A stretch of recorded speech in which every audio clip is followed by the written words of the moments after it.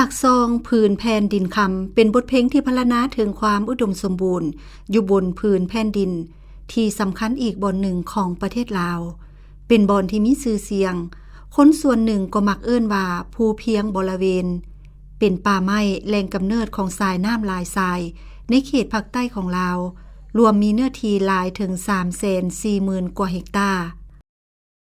มโนภาพที่ผู้คนเห็นติดตาที่เป็นเอกลักษณ์ของเขตนี้ก็แม่นกาแฟที่โดดเด่นโดยบ่ต้องเอ่ยถึงชื่อเมื่อเห็นภาพก็สามารถรู้ได้โลดถ้าเว้าถึงกาแฟสิ่งสำคัญก็แม่นประวัติความเป็นมาของกาแฟ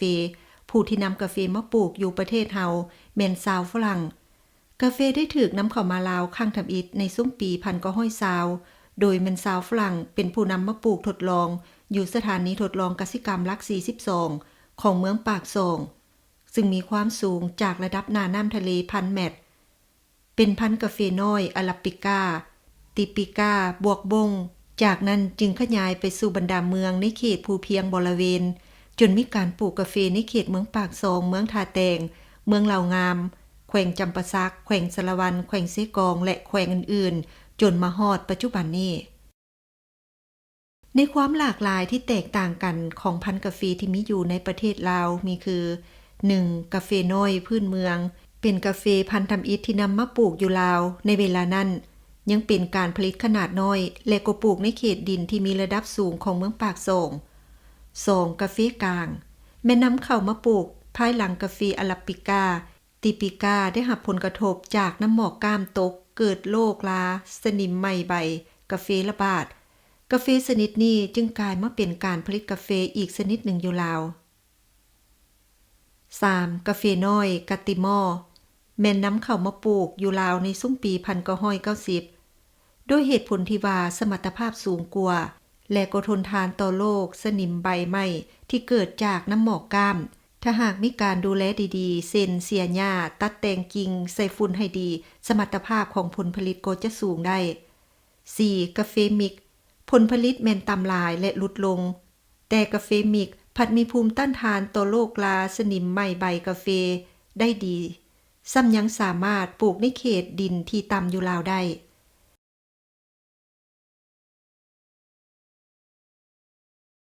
เบื้องต้นแล้วมันเป็นป่าเป็นดงแนวนี้ส่วนเย็นนะเราก็ถือผ้าเรามาทางรถนี่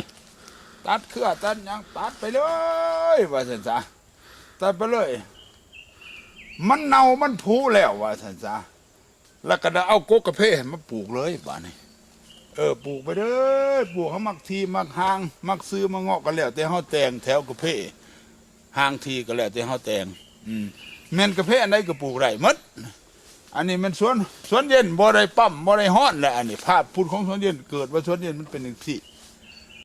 การปลูกกาแฟแบบนำไส้ภูมิปัญญาพื้นบ้านที่ยังนำไส้ส่วนเย็นก็ยังเหลือเพียงบางเขตถ้าเปรียบเทียบกับจำนวนเนื้อที่ปลูกกาแฟทั้งหมดของเขตภูเพียงบริเวณเอื้อนมากบตีนตังนี่กินกับก้อยกับลาบกับคักนี่อันนี้ก็อยู่ในสวนเย็นคือกันสวนเย็นนี่ในสวนเย็นแต่ว่าเขาทางไปหาปลาเพิ่นนี่ไว้เป็นต้นเลยใหญ่สูงมากคือเป็นอาหารเฮาคือเก่าอันนี้นี่เด้มันต้นหยังพออันนี้นี่มันกบขาโคมอยากจงไว้ก็ได้แต่มันหลายมันหลายกบอันนี้เป็นประโยชน์หยังแต่ว่าคือว่ากบงอนนี่แต่ว่าเขาอยากลบกินโลดนี่มาปอกกินยำจุบๆก็ได้ยำกินโลดแล้วก็ดีท้องว่าสันสามันผาดแล้วอันที่สองว่าเขาลกไปทำมาปอกนะตามเจียวปกตอกปกเต้าบอกเขาเป็นหนึ่งจำกินกระปุนก็ได้ถ้ามันหลายมานี่ถ้ามันหลายเก็บไปขายได้ป่ะได้โอ้ยเขาหมักหมักอันนี้เด้เป็นยังไงพ่ออันนี้มันผักกูดอันนี้กินได้ป่ะได้อันนี้ก็ผักกูดนี่ก็ได้คือกันผักกูดอันนี้หมายความว่าอยู่ในสวนเย็นเพิ่นสิจงไว้มัดของแนวกินได้นี่แต่ว่าก็แล้วแต่ผู้หมักคือกันแล้วแต่ผู้หมักผู้บ่มักก็ตัดถึงผู้มักแล้วก็จงไว้ปลูกเอาปลูกเสริมในสวนเย็นน่ะในสวนเย็นนี่ก็พ่อเองนี่แหละปลูกนี่พ่อเองแล้วปลูกนี่ปลูกเสริมแต่ว่าโอ้เฮาต้องการสภาพครอบครัวเฮาดีว่าเฮาอยากเฮ็ดอันนั้นนี่บัดเฒ่าบัดแก่บัดจะเฮ็ดตู่ไปพามบัดจังซั่นเฮาก็มาปลูกซะโดดกินหน่อไม้ก็ได้ได้กินหน่อไม้นอนเองได้หมดอันนี้กบไม้หั่งนกกระปีด ยอดจำแจวจำปนคักโอ้ยมีหลายลูกเอ้ยคันที่พัฒนาเรื่องอาหารธรรมชาตินี่ในสวนเย็นนี่วันนี้อาหารในใบใหม่ใบตอกหล่นลงมาเนี่ยมันก็ค่อยกินไปสินะ นี่ก็ปุยเพิ่นนี่ เป็นปุ๋ยของเพิ่นนะลูกนะ แม่น ถึงแล้วจะบอกเงี้ยเป็นปุ๋ยของเพิ่น จากจุดดีเด่นที่มีและควรปรับปรุงจุดอ่อนแล้วส่งเสริมคู่ขนานไปกับการพัฒนาการปลูกกาแฟเพื่อพัฒนาเศรษฐกิจในเขตที่บ่สามารถพัฒนาเป็นระบบใหญ่ได้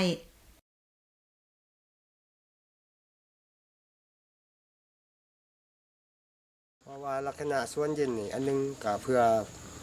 อลดต้นทุนอยู่ลักษณะบนว่า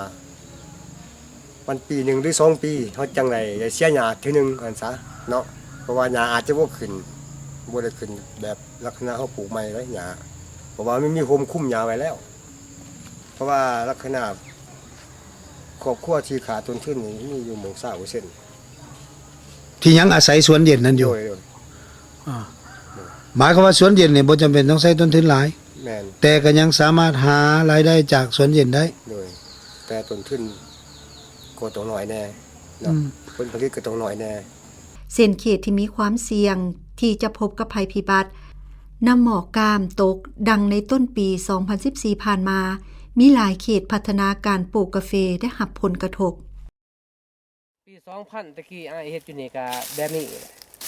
ปีนั้นแห้งกว่านี้จนหมดแถวๆบ่ได้ยากจังดิก็เลยป่ามาเฮ็ดใหม่จังว่าได้ซำนี้ มาปีนี้เจออีกบ่ได้มีโฮมแน่เฮาก็ยังคิดว่ามันหักถึกอยู่หลวกๆจังน้อยหลวกแต่ปลายมาแล้ว จังซั่นพวกบริษัทที่เฮ็ดสวนฮ้อนกว้างๆนี่ ปีนี้ถูกบ่ ถึกบริษัทไทยหัวนี่คือสิบ่เหลือแหละ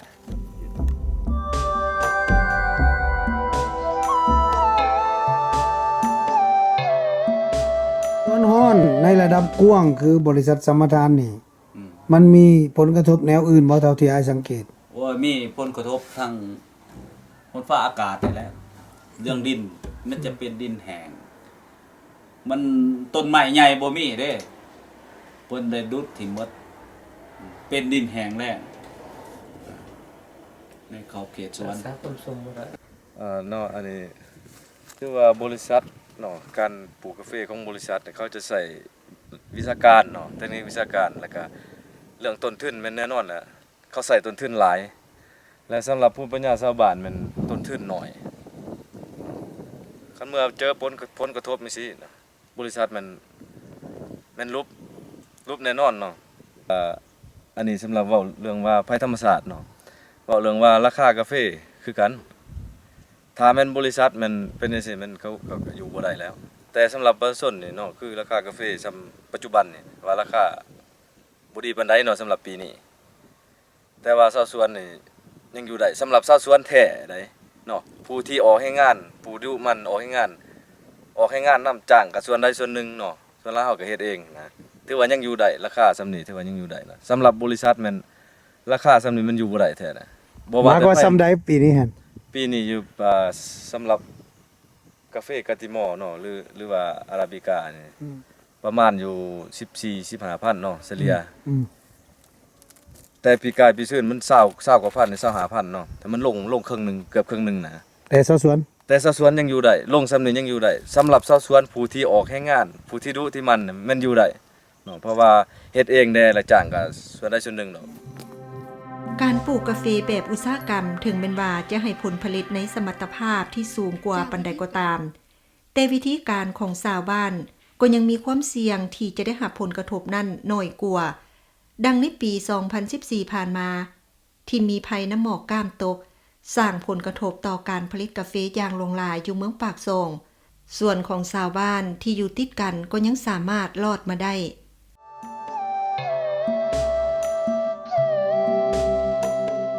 สิ่งที่สำคัญการพัฒนาการปลูกและการผลิตกาแฟของลาวถ้าสมเทียบใส่จำนวนการผลิตกาแฟของโลกสำหรับปริมาณแม่นเห็นว่ายังน้อยหลาย แต่สำหรับด้านคุณภาพของรสชาติแม่นกาแฟลาวก็บ่ด้อยหน้าไปชาติอื่นเพราะปานใด เพราะว่ากาแฟลาวยังเป็นที่ต้องการของหลายประเทศ โดยเฉพาะแม่นกาแฟน้อย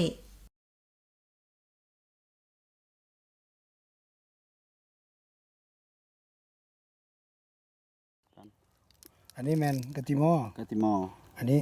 กาแฟน้อยพื้นเมืองกาแฟกลางสวนเย็นนี่แต่พ่อแต่แม่เพิ่นพาเฮ็ดหั่นเพื่อรักษาสิ่งแวดล้อมแหน่บ่ให้หักทางเป็นป่าลุงลิบบ่ด้วยว่านั่นให้ทางอันน้อยแต่พืชอันนั้นไม่พืชแล้วก็ขุดคุ้มเอาฝุ่นใส่หากแต่ว่าพ้นให้มากหั่น3 4 ปีจังได๋มาก ตัวนี้นี่แม่นว่าพวกเฮาได้เฮ็ดเคียงคู่กันไปของพื้นบ้านก็มีจุดดีเรื่องของวิทยาศาสตร์ของเฮาก็มีจุดดีฉะนั้นในการพัฒนาที่เฮ็ดให้การชาวสวนของเฮานี่มีชีวิตชีวาถูกต้องเอาทั้งสองด้านอันหนึงนี่ถือว่าพวกเฮาต้นแม่นเหตุการณ์ฝึกอบรมให้แก่ชาวสวนอันที่สองมาพวกเฮาเอาบทเรียนตัวจริงของชาวบ้านอันที่เขามีอยู่หั่นแล้วบวกกันผสมผสานเลยเพื่อซอกหาวิธีออกเลยแก้ไขปัญหาดังกล่าวนี่ให้มันสอดคล้องเลยก็โดยดีฉะนั้นพวกเขาต้องได้จัดฝึกอบรมระหว่างแลกเปลี่ยนบทเรียนจากกลุ่มนี้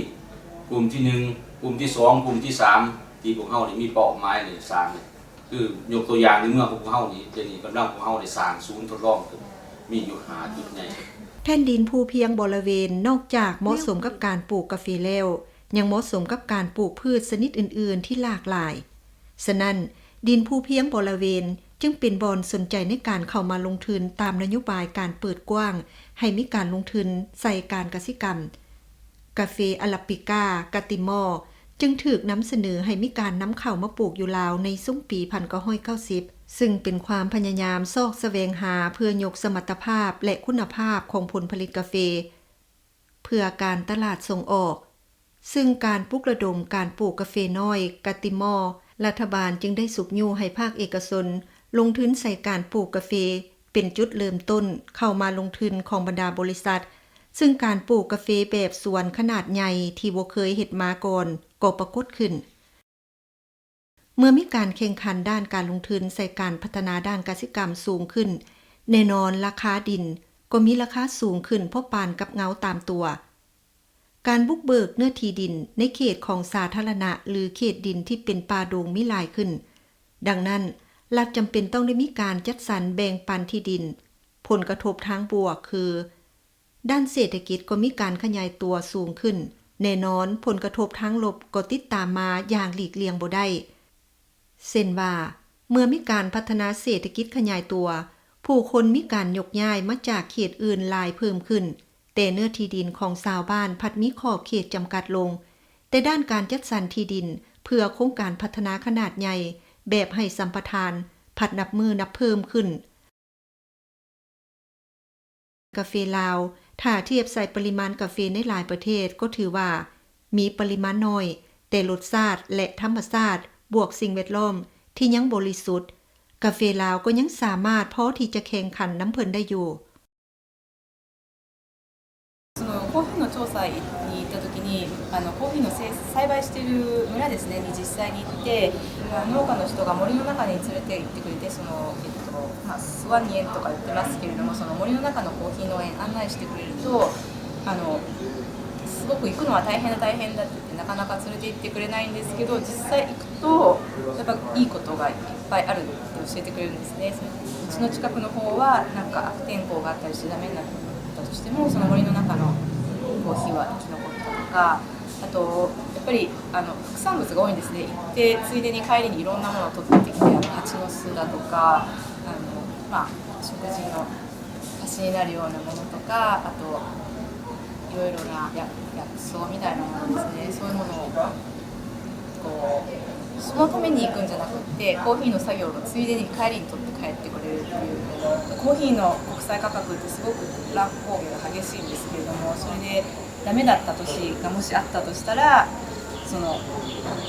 コーヒーの横とかコーヒーの横で空いてる土地とかそういうところでささささっと早く収穫できる野菜を植えてその年に値段のいい野菜を植えてそれで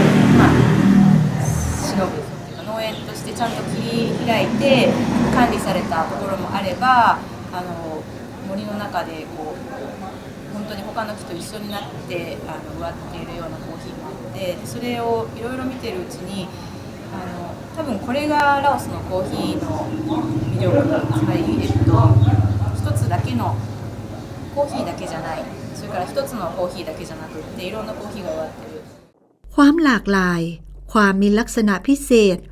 ความสินเคยสืบทอดของกาแฟลาวอาจเว้าได้ว่าประชาชนในเขตภูเพียงบริเวณจนกลายมาเป็นเอกลักษณ์ทางด้านวัฒนธรรมการปลูกกาแฟก็อาจเอกอ้างต่อชาวโลกได้ว่าอยู่ดินแดนแห่งนี้ลาวยังมีกาแฟดีมีคุณภาพบ่น้อยหน้าประเทศอื่น ปริมาณของการผลิตกาแฟลาวบ่ถึง 40,000 ตัน 40,000 ตันประเทศไทย 60,000 กว่าตันเวียดนาม1,500,000 ตันทักษะนอร์เวย์เขาบ่มีทางสิแข่งขันด้านปริมาณเขาแข่งขันด้านเดียวคุณภาพมีน้อยผักสวยงามหอมดีรสชาติดีเท่าใดก็ทั้งนั้นแต่การบุกเบิกแบบเอาแต่ได้มาตรการควบคุมการนำใช้สารเคมีสำหรับการเกษตรอื่นยังบ่ทันหัดกลุ่มและสิ่งท้าทายที่ใหญ่ที่สุดนั่นก็คือมุ่งเน้นใส่แต่เศรษฐกิจเพียงอย่างเดียวในรูปแบบเฉพาะหน้าถึงแม้ว่าอำนาจการปกครองท้องถิ่นจะมีความพยายามอย่างบ่ได้ลดละในการติดตามควบคุมถ้าหากสำนึกหักในผู้ใช้ผลประโยชน์จากผู้เพียงบริเวณทั้งหลายยังบ่ทันมีสติในการหักและทนุถนอมพื้นแผ่นดินคำในการนำใช้อย่างบ่ระมัดระวังคือว่า 1. การผลิตขนาดใหญ่ยังบ่ทันแม่นคำตอบสำหรับลาวคุณภาพและความปลอดภัยในการปลูกต่างหากควรถือเป็นยุทธศาสตร์ในการสร้างมูลค่าเพิ่มให้กับกาแฟจะดีกว่า